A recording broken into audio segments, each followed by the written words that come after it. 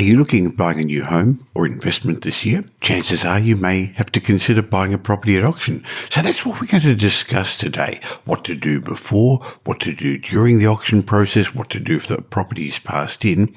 And even if you're not looking at buying a property at auction, the psychology of how to do it and what to do will be really useful in today's show. Are you interested in property investing, success or money? Well, you're in the right place. This is the Michael Yardney podcast, where each week you'll learn a number of new ideas regarding success, property investment and money in 20 minutes or less.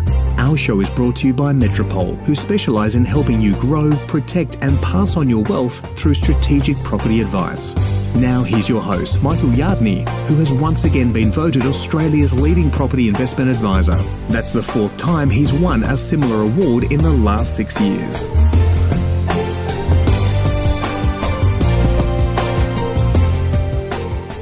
Buying property by any method is an emotional process, but buying one at auction can be a particularly daunting prospect. It takes all those emotions and makes them very public. So today we're going to talk about buying at auction. Welcome to this week's show, particularly to all the new listeners, and thank you so much for all those returning listeners. And if you're not considering buying a property at auction, we're also going to be discussing some of the preparation before looking for a property. We're going to be discussing some of the psychology about negotiation, and in particular we're going to discuss what to do before an auction, during the campaign, how you bid, and what happens if the property gets passed in. So there's definitely going to be something in this show for you, because I believe if you come prepared with a plan, buying a property at auction can be a very exciting experience. It actually favours buyers who are prepared. Today, my chat's going to be with Bryce Yardney, who happens to be my son, but who also heads the Property Development Division at Metropole.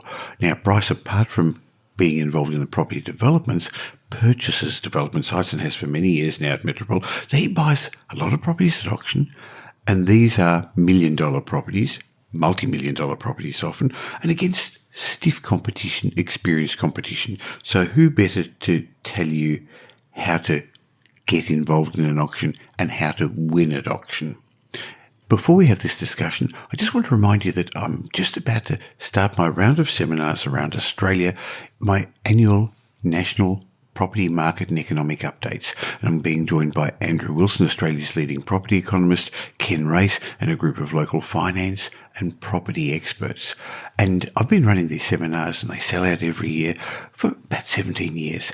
And this year I'm doing something I've never done before. I'm offering you a free invitation to come along if you put in the coupon code podcast at propertymarketupdate.com.au, propertymarketupdate.com.au, and come along to our full day trainings and come as my guest by using the coupon code podcast.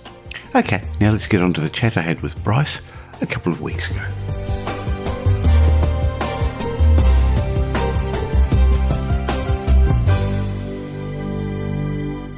Welcome, Bryce. Hi, Michael. Now, I know many property investors are a little intimidated by the thought of bidding at auction for their property, and I can understand why. Auctions are they're an exciting time. Look, even after bidding at hundreds and hundreds of auctions, I must admit, I still get that surge of adrenaline every time I bid. What about you? Yeah, absolutely. I'm still the same. Sure. So what we're going to talk a bit about today is how to buy a good property at auction, because in our current markets, even though they've slowed down a bit, well-located properties, A-grade homes, good investment-grade properties are still selling at auction, particularly in Melbourne and Sydney. And so you wouldn't want to avoid going to auctions, missing out on all those good properties. So we're going to talk a bit about how to prepare yourself at auction, what to do on auction day, and what to do when the property passes in. Look, I know that a lot of people get a bit concerned about the lead up to the auction. They're a bit suspicious about what the agent is telling them. Are they underquoting? Are they just enticing them to come along to the auction with the low ball price? What the vendor really wants, how much competition there's going to be. And I know we've all had the heartbreak of falling in love with a property just to be outbid by somebody with deeper pockets. And look, we buy lots of properties at auction, and I know you do. So let's have a bit of a talk about it, because I like auctions. How do you feel about them? Yeah, I like auctions too, because I think if you've got a good property for sale, that you know is going to have strong competition, you're going to put it up for auction, which means that a lot of the good properties out there are going to auction. So you can't avoid auctions because you're going to be missing out on a lot of good properties. So, and I also think that it's the most transparent way to sell a property. You can see the competition. They're not imaginary people that the agent's telling you about. They're there in front of you on the day. I agree. Look, I'd like to know who else is interested, how many people. You can see their mood. You can see what they're prepared to pay. Yeah, and you can see their body language. You can read it. It becomes more of a psychological game on the day rather than just some imaginary back and forth that you have to trust an agent with. Well, I know a lot of buyers don't see auctions that way. They see them as highly stressful events. They're worried that they may just get excited on the day. They may pay more. That only happens if they're unprepared, though. If they come to an auction prepared, they've done their due diligence, they've got their buying entities ready, they've got their finance in order, they've checked their contracts and determined the maximum price they're willing to pay on the day with a cool, calm, level head, then auctions don't have to be that stressful. Sure, and of course you can always consider making an offer prior to auction, but especially in today's market that's a bit softer, you're maybe taking a bit of a risk that you're going to overpay. So let's look at what you've got to do to prepare before you go to auction. What are the steps that you take? The first thing is get your purchasing entity organised, because that has flow-on effects with the finance. Certain banks will only lend to certain entities. It may affect how much you can borrow. So get that sorted first. So you're talking about whether you're buying in your own name, in a trust, in joint names, in a super fund, things like that. Correct. And then once you've got all that sorted out, then you go and get finance. Preferably get a pre-approval so you know comfortably exactly how much you can spend on the day, whether it's an auction, whether it's off market. It's all the same. You know how much the bank's willing to lend, what your total spend is. Then attend as many auctions as you can. Get a feel for them. Understand how they work. Take in the atmosphere. See what other people are doing, the different bidding strategies that people have out there. So go and see 10, 20, 30 before you go to your auction so that it's less overwhelming and it's more familiar to you. Look, in particular, I like watching the auctioneer, the person who's going to be selling the property I'm interested in, to learn their particular techniques, the words they use, because they do have a style, they do repeat it. You'll know when they're bluffing when they say going once, twice, or whatever words they use. Plus, you'll also know the keywords when it's truly on the market. So you'll be a step ahead of the other bidders who are not going to understand the psychology, the techniques, the strategies of that particular auctioneer. Absolutely. You also have to do your research, understand your market, look at not only the things you want to look at everything else in the area, understand the values, understand the difference between what agents are listing properties at, what they're selling at, so that you know what a property is worth without having to ask an agent, without having to do too much research online. You should know it in your head if you've done your homework and you've done your due diligence properly on your area. Okay, so you've gone to a couple of open for inspections. The agent's going to try and get out of you how much you're prepared to pay. What do you tell them? How much do you divulge, Bryce? I like to let them know that I'm interested in the property, because you don't want them to go and sell it before auction without them telling you anything, because you haven't told them that you're wanting to buy it. So let them know you're interested, but that's probably about it. Play your cards close to your chest. It's their job, and they're very good at it, in getting as much information out of you as they can without giving you much back. So I wouldn't be giving away any more than I need to. It's interesting. Only last weekend I was speaking with Rod Amos, who's an auctioneer on the central coast of New South Wales. And as an auctioneer, he told me that 80% of the time he knows who's going to win the auction. They don't know exactly what price it's going to go to, but the selling agents, the people that open for inspection, have identified amongst the 2 or 3 genuine potential bidders who's got the highest budget. It's interesting what people give away. So if somebody asks me, if an agent asks me, somebody I don't know, the agents we have a good relationship with as buyer's agents, you can actually speak openly with them. But those who we don't know, what I'd be suggesting you say is something along the lines of, look, I am interested. I'm prepared to pay a fair price when it comes to auction, but I'm still doing my homework. I'm still doing my due diligence. So please don't sell it without letting me know. But I'm still doing my market research. Now, if you say to them, I'm looking for a bargain, they're not going to be interested in speaking to you. But if you say you're prepared to pay a fair price and you're doing your homework, they're not going to bypass you when the time comes. Next thing you should always do before an auction is get a copy of the contract and the vendor statement that comes with it. Read it, understand it, and also get it double-checked by preferably a solicitor, a conveyancer at worst, someone that understands these conditions that the other solicitor has written, understands the implications of them before you sign anything.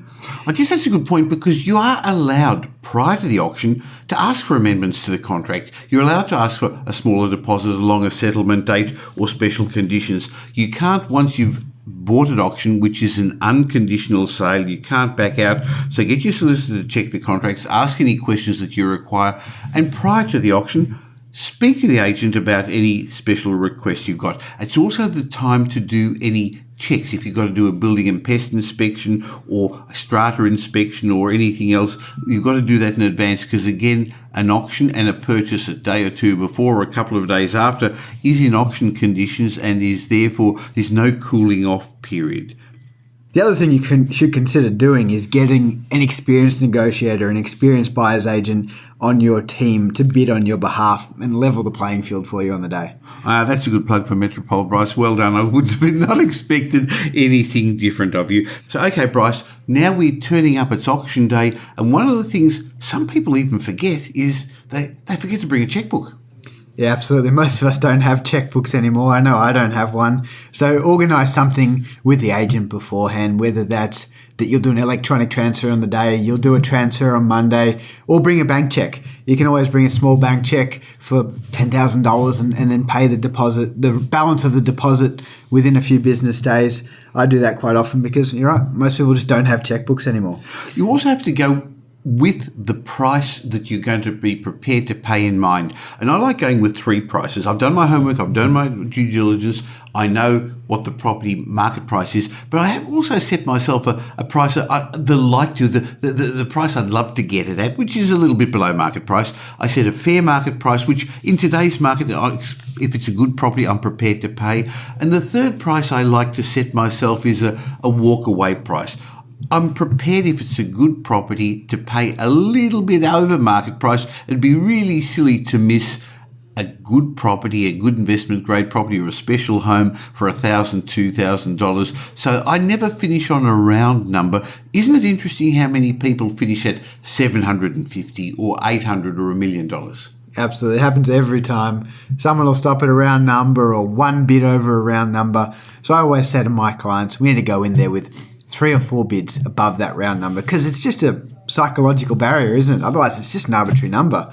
So you've got to be those few bids above the psychological barrier, and that might be the difference between getting it and not getting it. Sure. So the best negotiating tactic is when you actually end up with the property. It's no use being overly smart and missing out for $1,000. So you've got your checkbook, you've got the asking price, the purchase price you're prepared to pay. What next? So I like to arrive early on the day. Get there at least half an hour early for a couple of reasons. Don't be stressed out by traffic. You've got to fill your car up with petrol. You don't need those extra stresses on the day. So make sure you leave yourself plenty of time. Then once you get there early, survey the landscape. See who else is there. Find out who the serious bidders are, who's your competition, and who's just the neighbours there to have a sticky beak. Sure.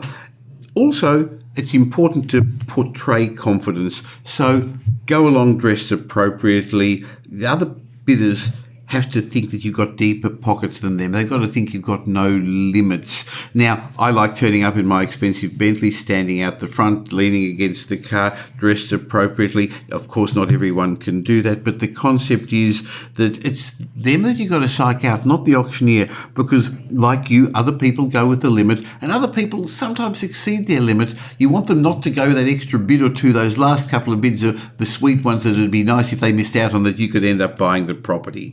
So what's your bidding technique though, Bryce? Because some people say, I'm not going to bid till I know it's on the market. I don't want to open the bidding. What's your strategy? Yeah, I don't see any point in sitting around and waiting for that. I want people to know that I'm the one they're there to beat. I want to be standing front and centre where everybody can see me. I can see everybody else. Stand there nice and confidently.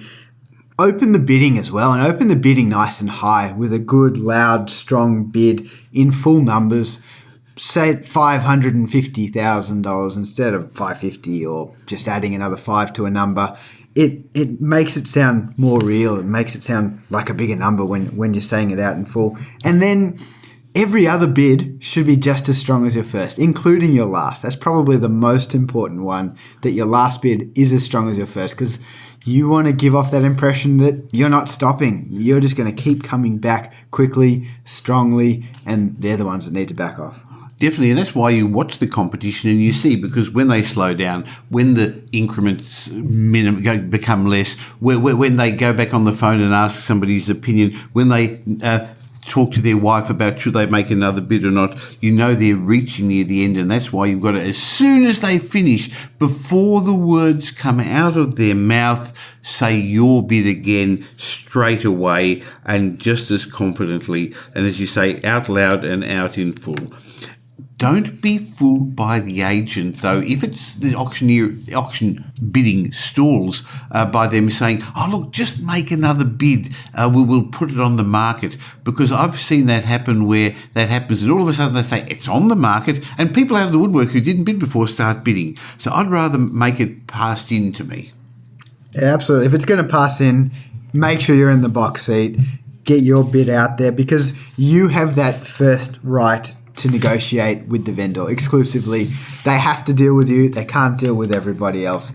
So don't let that be someone else. Don't let them take the property off the market. You might never see it again. But you also have to be prepared to walk away. If for whatever reason it's a silly reserve price, it's just not reasonable, the vendor's got their head in the sky, you have to know your prices, know when it's too high, and know when to walk away.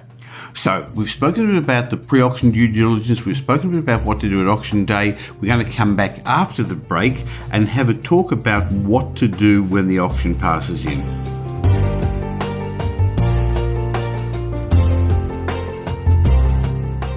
If you're looking to get started in property or to grow your existing portfolio, turn to someone you can trust for independent advice. The team at Metropole Property Strategists have been involved in over $2 billion worth of property transactions, creating wealth for their clients, and they can do the same for you. They don't sell property, so their advice is independent and unbiased. Metropole can devise a strategy, their buyer's agents will buy your property for you, or you could use their renovations team, property development or portfolio management services. Arrange a time for an obligation-free chat at metropole.com.au. Right, well, I'm back with Bryce Yardney talking about auctions, and even if you're not looking at buying a property at an auction, I think the psychology of the negotiation, the things we're discussing are still very relevant to you. And at the moment, there are more properties on the market than there are buyers. Auction clearance rates are dropping a bit, more auctions are being passed in.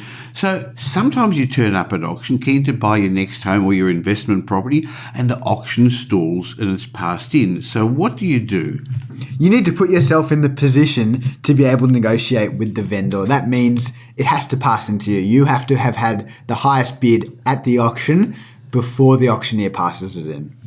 Now, it's not always easy to manipulate the order of the bidding, but traditionally it's the highest bidder who's got the exclusive right to negotiate with the vendor. So as you say, it's important to put yourself in that position. Now, what happens next is generally the selling agent or the auctioneer will come up to you and start speaking to you, and suddenly they're your best friend, and they're going to ask you to step inside to go into the property, or if it's in an auction room, as often happens in Sydney, to step away from everybody else and commence the negotiations.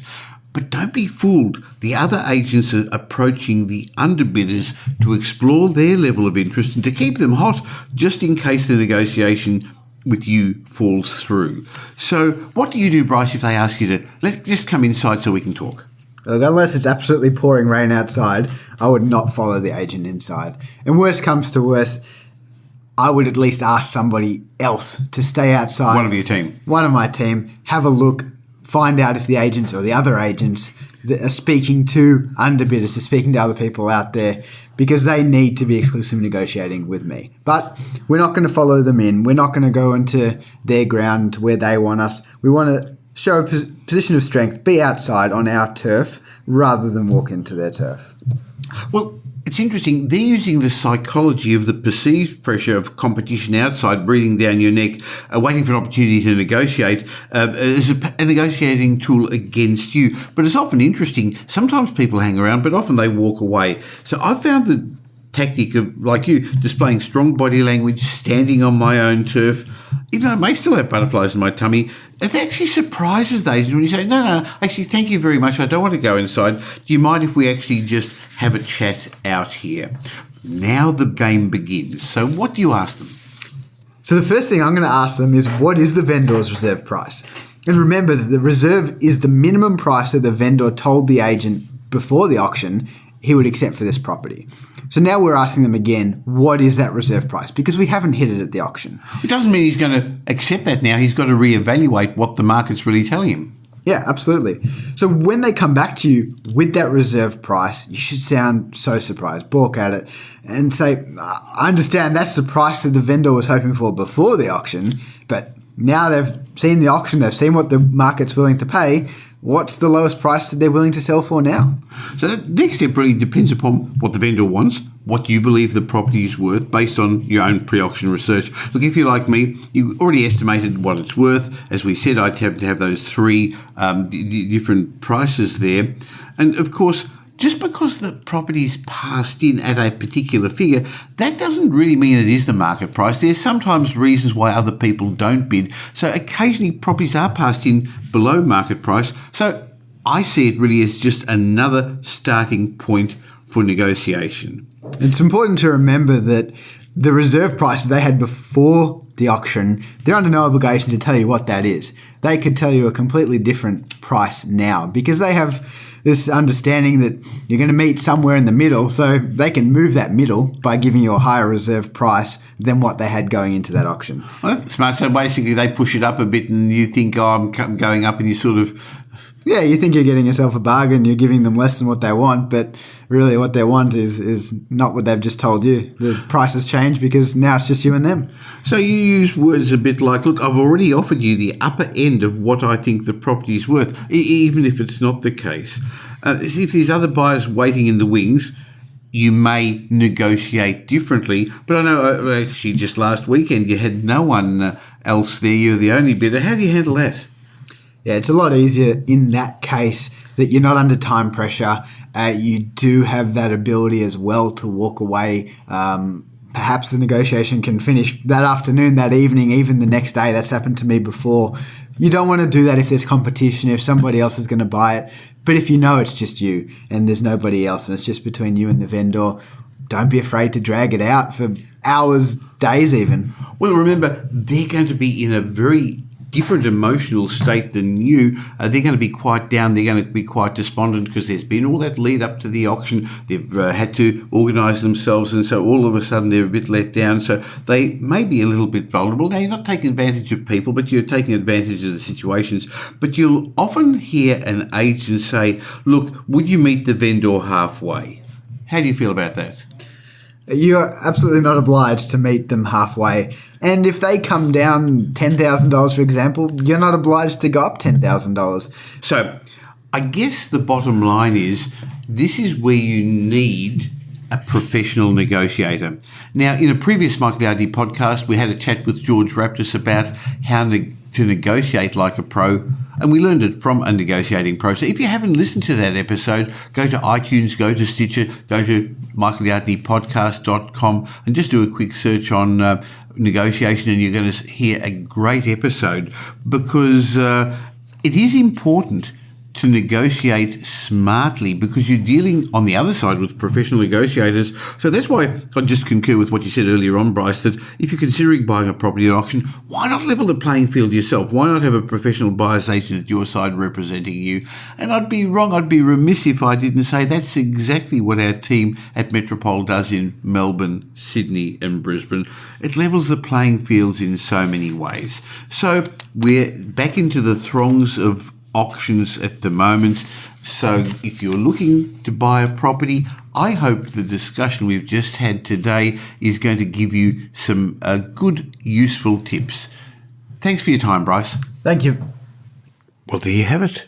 Another great show, and there was so much gold in there that if you're looking at buying a property this year, particularly if you're looking at buying at auction, I'd suggest you listen to it again. If you got some benefit from it, can I please ask you a favour? Pass the message on to one or two friends who you think would also be interested by tweeting it, by sending something through Facebook, by passing them a link to this show, and particularly by leaving me a review at iTunes, because that helps us rank better and get the message out to more people. I'm having a lot of fun putting these shows together, and I'd like to get the message out to as many people as we can. We're ranking very, very well. We're amongst the top business podcasts in iTunes every week. So let's pass the message on to more people, and I look forward to being in your ears again next week. Thanks for listening to this week's episode of the Michael Yardney podcast, which was brought to you by Metropole, who help their clients grow, protect, and pass on their wealth through strategic property advice. If you got value from listening to this podcast, please leave us a review and we'll read it out on a future show. Just go to michaelyardneypodcast.com/review and it will take you over to iTunes, where you can enter a review and let us know what you think. We'd really appreciate it. If you don't already subscribe on iTunes or on your Android phone, you'll find us there as Michael Yardney Podcast. If you'd like to gain instant access to the show notes or a transcript of the show, head across to michaelyardneypodcast.com. Watch out for our show next week. You'll learn some new ideas about property investment, success, and money in around 20 minutes.